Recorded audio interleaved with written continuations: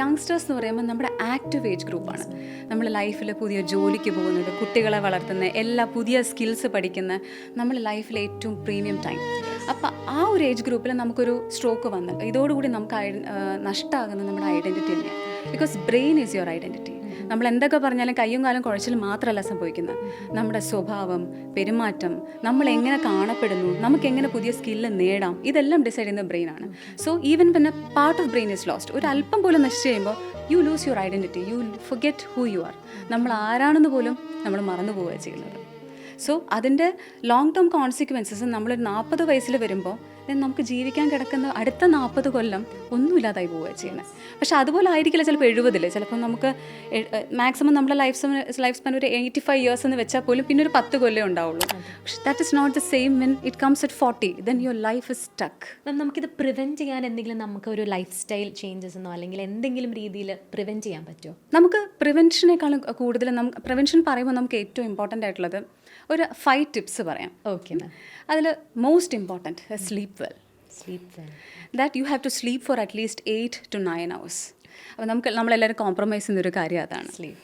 കാരണം എന്ന് വെച്ചാൽ നമ്മുടെ ബ്രെയിനിൻ്റെ വേസ്റ്റുകളോ അല്ലെങ്കിൽ എന്തെങ്കിലും ടോക്സിൻസോ ഫിൽട്ടർ ചെയ്ത് പോകുന്നൊരു സിസ്റ്റമുണ്ട്, ഗ്ലിംഫാറ്റിക് സിസ്റ്റം. അതിൻ്റെ ഒരു പ്രത്യേകത എന്താണെന്ന് വെച്ചാൽ അത് പകൽ വർക്ക് ചെയ്യില്ല, അത് രാത്രി ഉറക്കത്തിൽ മാത്രം വർക്ക് ചെയ്യുന്ന കാര്യം. അപ്പോൾ രാത്രി ഉറങ്ങിയാൽ മാത്രമേ ഇത് നമുക്ക് ഫിൽട്ടർ ചെയ്ത് പോവുള്ളൂ. എന്നാൽ മാത്രമേ നമുക്ക് ഈവൻ മെമ്മറി പ്രോബ്ലംസോ നമ്മുടെ ഫങ്ഷനിങ്ങോ ഡേ ടൈം നന്നായിരിക്കുള്ളൂ. Second point is eat healthy. അത് നമുക്ക് എല്ലാവർക്കും അറിയാവുന്ന കാര്യമാണ്. അപ്പം ഇനി ബ്രെയിൻ ഹെൽത്തി ആയിട്ടിരിക്കാനായിട്ട് എങ്ങനെ കഴിക്കണമെന്ന് ചോദിച്ചാൽ ഇറ്റ്സ് മെഡിറ്ററേനിയൻ ഡയറ്റ്.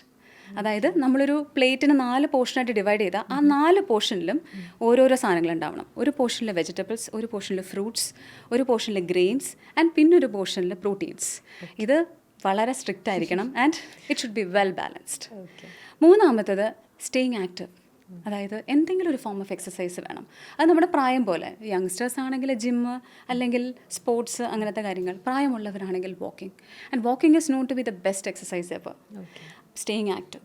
ദെൻ നാലാമത്തത് സ്റ്റേയിങ് സ്മാർട്ട്. അപ്പോൾ നമുക്ക് തോന്നുന്നു എന്താ ഈ staying smart? It's like brain ആക്റ്റീവായി നിൽക്കണം എന്നുണ്ടെങ്കിൽ നമുക്ക് എന്തെങ്കിലും ഒരു സ്റ്റിമുലേഷൻ ബ്രെയിനിൽ ഉണ്ടായിക്കൊണ്ടേയിരിക്കണം. ഈ സ്റ്റിമുലേഷൻ എങ്ങനെ കൊടുക്കുന്നു വെച്ചാൽ നമ്മൾ ഓരോന്ന് പുതിയത് പഠിക്കുമ്പോൾ മാത്രമേ സ്റ്റിമുലേഷൻ ഉണ്ടാവുള്ളൂ. So you should be learning each and every new skill per year. ഒരു വർഷം നമ്മളൊരു നിശ്ചയിക്കണം, ഞാൻ ഒരു കാര്യമെങ്കിലും പുതിയതായിട്ട് പഠിക്കും, എന്തെങ്കിലും. അതിപ്പോൾ ഒരു പാട്ടാകാം, ഡാൻസ് ആകാം, ഒരു ആർട്ട് ഫോം ആവാം, വേറെ എന്തും ആവാം. ഓരോ സ്കില്ല് ഓരോ വർഷം പുതിയതായിട്ട് പഠിക്കണം. ഇൻ ദാറ്റ് വേ നമ്മൾ ബ്രെയിനിൻ്റെ അങ്ങോട്ടും ഇങ്ങോട്ടുള്ള കണക്ഷൻസിനെ കുറച്ചുകൂടെ ലൈവായിട്ട് മെയിൻറ്റെയിൻ ചെയ്യും. And fifth one is most important, staying connected. നമ്മളിപ്പോൾ കണക്ഷൻ ആകെയുള്ളത് ഫോണും സോഷ്യൽ മീഡിയ ആയിട്ട് മാത്രമാണ്. Staying connected with your family,